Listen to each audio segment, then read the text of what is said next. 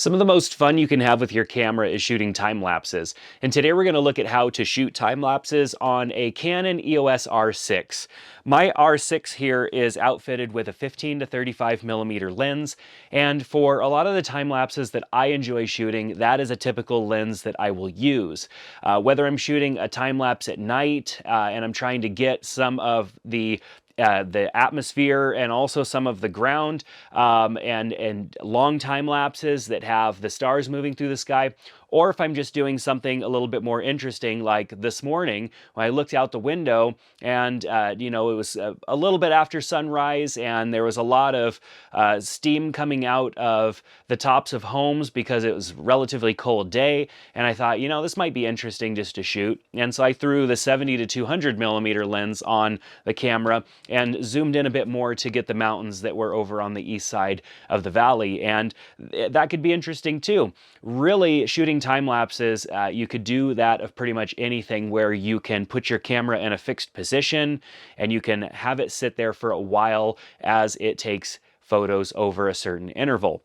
So we're going to look at how to set that up, but I wanted to talk about a few things that I think are important with the camera, besides just how to enable interval mode and set it to shoot photos over a period of time. There's a couple of things to consider. First of all, shooting in manual mode may be important depending on what you're trying to achieve. Now, if not a lot is going to change in your exposure because maybe the sun is out and you're not going to shoot long enough for the sun to disappear, shooting at a manual exposure means that you're going to have control over your camera settings, and your camera is not going to change settings based on maybe a little bit of an environmental change that only lasts a few minutes. I've seen a lot of time lapses where it was obvious that the automatic settings were set on the camera and the exposure was all over the place. And even the white balance was all over the place. And I've even seen good time lapses that I feel were ruined because the white balance was shifting all over the place. So I think that there are a few settings that you need to understand a little bit about, which is our manual settings on the camera. We have our shutter speed, our aperture, and our ISO, and you can set those and they stay fixed.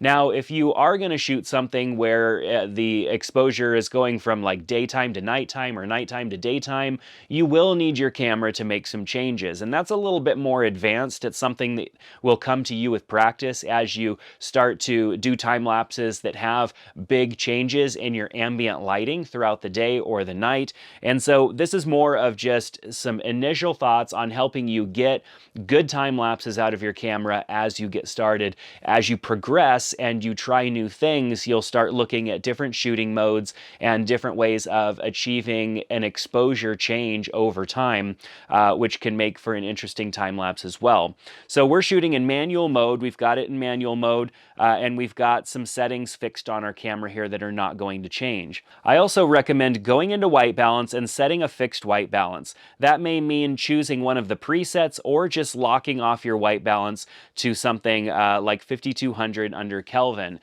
To me, this is a creative choice, not necessarily the white balance being set perfectly. It's a creative choice. Set your camera up and get your scene set up and make that adjustment. Just go into this setting and rotate the setting and look at your shot, and then go look at your shot and then go back to it and make some adjustments and see what looks best for the color of your shot. If it is a nice warm day out with the sun out, you may want to go right around between 5,000 and 6,000 depending on how warm you want your shot. If it's a day where it's more melancholy and there's a lot of clouds in the sky, you may want to make adjustments there accordingly. And then if you're indoors, you might want to match the lighting that you have indoors or just make changes there as well. And so I find the color temperature to be a creative change, not a scientific change where it has to be, or a scientific choice where it has to be something very specific. So once you have those things set, I think it is very important to use a tripod or something that is going to hold your camera really stable. Interval shooting really requires stability. Unless you're going for something like a hyperlapse, which is movement and interval shooting, you do need to be down on a tripod, locked down. And even with hyperlapses, having a consistent height or the camera needs to have something consistent, because when you take all these interval shots and put them into a video editor and play them back, it's going to exaggerate every movement quite a bit. So I do recommend being locked down on a tripod. having your camera set up, and then even remotely triggering that camera if possible. And so now that we've talked a little bit about the camera, let's talk again about lenses just for a second. Wide-angle lenses typically are used in a lot of time-lapse, but if you are going for something more tight, something more specific and close like I did this morning with just wanting to get a little bit of the mountains in the background and get these homes, I zoomed in quite a bit. I was about at 200 millimeters zoomed in all the way. And so time lapses can be interesting from all different focal lengths and different vantage points as well. So I just recommend that you get out and try different things and experiment and see what works, because you never know, you may stumble upon a whole new way of doing things, and something that just really sticks out to you can be your niche. And I found that there are certain time lapses that I like to shoot more than others. And so with that, let's go into the camera and look at the settings. I'm going to set the camera up here, and we're going to go over to shoot 6, and you can see interval timer is right now set to disabled. We're going to go into this menu and switch to enabled, and now you can see we have settings. Now you can use other shooting modes besides manual mode. You can use automatic or any of the other shooting modes, but as I said, your settings are going to be limited in the camera, and your exposures are going to be variable. So I recommend staying manual while you come in here, and of course these menu numbers are going to change if you are not in manual mode as well. So we'll go to enable. And if we hit OK, then it's just going to take us right back to the menu, or if we hit set, it's going to take us right back to the menu. What we need to do is hit the info button, and then we can set our interval and our number of shots. Now our interval is how often the camera is going to take a photo, and we can set that in hours, minutes, and seconds. So depending on what you're trying to achieve, you would set this interval at a different rate.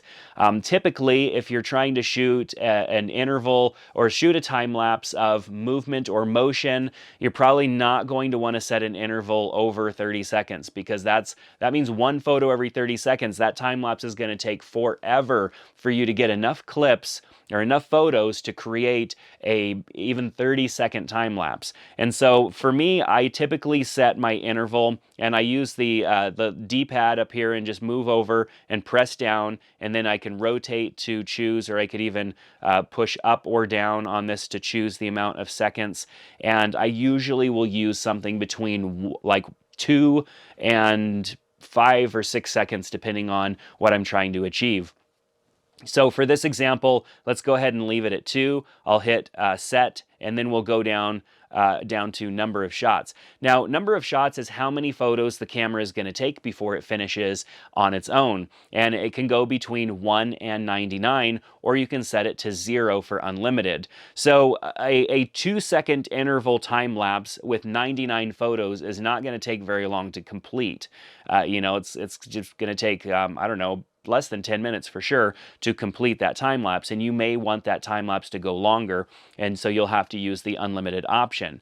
Now, if you are shooting a time lapse where every photo is 1 minute interval, you can set that number of shots to 60, and then you'll have, after 1 hour, 60 photos taken, because 1 photo every minute. And so the number of shots works for that because your interval is more spread apart. Shorter intervals, probably unlimited is going to be the best option, and then you can just set the timer on your watch or your phone to the amount of time that you want to be shooting this time lapse for. So 2-second interval will set to unlimited. If you have it set to unlimited, the camera is just going to take pictures forever until you physically stop it. Whereas if you set a number of shots, the camera will complete on its own and stop taking pictures after that amount of pictures have been captured. So I'm going to set it to 0, because it's very easy to understand that the camera is going to stop on its own, and stopping the camera when it's set to unlimited means basically just turning it off or changing the camera mode. I actually went on a search to see if there was a button that would stop it from shooting, and even on Canon's website, they recommend shutting the camera off to stop it from shooting. So now that we've got this set, I do need to go down to OK and hit set. And now we are ready to go. I can go back to the main screen and prepare to shoot. Now I'm just going to point the camera off here, and we're going to achieve focus. If you leave your camera set to autofocus, every time it takes a picture, it's going to attempt to achieve autofocus. Now, if you have things that are moving in your time lapse, this may be something that you want, but in most of my practices, autofocus changes the focus plane, and then when you put all those shots with all of them having different focus planes potentially in a time lapse, it's very disorienting. And so I highly recommend that you achieve focus on whatever it is that you're going to focus on. So leave autofocus enabled, press down the shutter so that you can achieve focus, or just hit the AF on button on the back of your camera, and then switch it into manual mode, and now we have our shot in focus. Now, if you're shooting nighttime time lapses of the sky, using autofocus to achieve focus might be a little tricky, and so you may need to use manual focus on your lens to get that appropriate focus. In those nighttime shooting scenarios, I also recommend taking a test photo and then zooming in on that test photo and making sure that the stars are appearing as you would like them. The stars are so small when you look at them on the back of the screen without zooming in, they might look fine, but then as you actually blow that up onto your computer, you notice that they're not super sharp. And with the stars not being super sharp in a time lapse, it kind of falls apart. It's not super interesting. So we've got our manual focus set. I know that my camera settings are set to manual because I'm in manual mode, and those are not going to change. And I had set my white balance to a custom number. Not a custom white balance, but I'd set it to a number that I chose so that I know that's not going to be variable either. Now I'm ready to hit the shutter button and start taking pictures. But if I hit the shutter button, I can introduce shake to my shot for at least that first photo. So I know that I potentially will need to delete that first photo. If I set a countdown timer and my countdown timer and my interval are too close to each other, the countdown timer is going to run every single time and it's going to cancel itself out. So I prefer just to, unless I have a wireless remote that I can use or a wired remote that I can use to start the process, it's easier for me just to know my first photo may not be usable. So I'm going to press down the shutter and now let go. And you can see the timer mode is flashing here, and it also has the infinity sign next to it, meaning that this is going to keep going and keep going until I stop it myself. Of course, eventually either my SD card would fill up or my battery would die on the camera. But another thing to keep in mind is that I can plug in a USB-C charger into the side of my camera and have continuous power going to my camera. And this is something that you might need over longer periods of time, because as you take a photo, the screen comes on, it plays back the image for a second or two. This might be something else that you might want to disable, especially with night photography, and you want to avoid having additional lights showing up in your shot. But things are going to drain the battery, so I think it's important to plug into power if you're going to do really long time lapses so that your battery on your camera doesn't die. And you think, well, even if it does die, I can just swap the battery out for another one. Well, that means moving your camera a little bit to change out that battery, and then if you start the time lapse back over, your shots may not be in alignment. And so even if you don't have a charger that you could plug into the wall because you're out in the wilderness or something like that, use an external battery pack and plug that into your camera so that you get additional length of time out of the use of your camera. So there's two ways to stop this from happening, because this interval from happening, because it's set to infinity. I could shut off the camera, or I can change the camera mode to bulb C1, C2, or C3. Even switching it to one of the other modes is just going to make my exposure get all wacky, because it's going to start using automatic settings to change my exposure. So the best thing I found to do is just hit that power button and turn it off. You'll hear the camera then shut its curtain, and then we're good to go. We can actually power the camera back on. And if we go back into the menu, we can see interval timer is disabled. And so we can go back to using our camera normal now, but just don't forget to turn your autofocus back on. So interval shooting is a lot of fun. Creating time lapses is a blast. I enjoy it. I think it's fun to even introduce motion into my time lapses. And I'm sure you've seen a lot of great time lapses online, and that's inspiring you to learn how to do it yourself. So I hope that this video helped you understand a little bit more about shooting time lapses, not only just how to configure the camera to do that, but a little few tips that I found have been super useful as I go out and shoot time lapses. Nothing's more frustrating frustrating than wasting an hour or more shooting a time lapse and having it not turn out. So I highly recommend manual camera settings, a manual white balance, manual focus, and being locked off on a tripod of some sort or some sort of base that holds your camera steady so that there isn't any movement throughout that time lapse. But that's going to do it for this video. If you have any questions or thoughts, share them down in the comment section below, and I'll see you in the next video. Take care.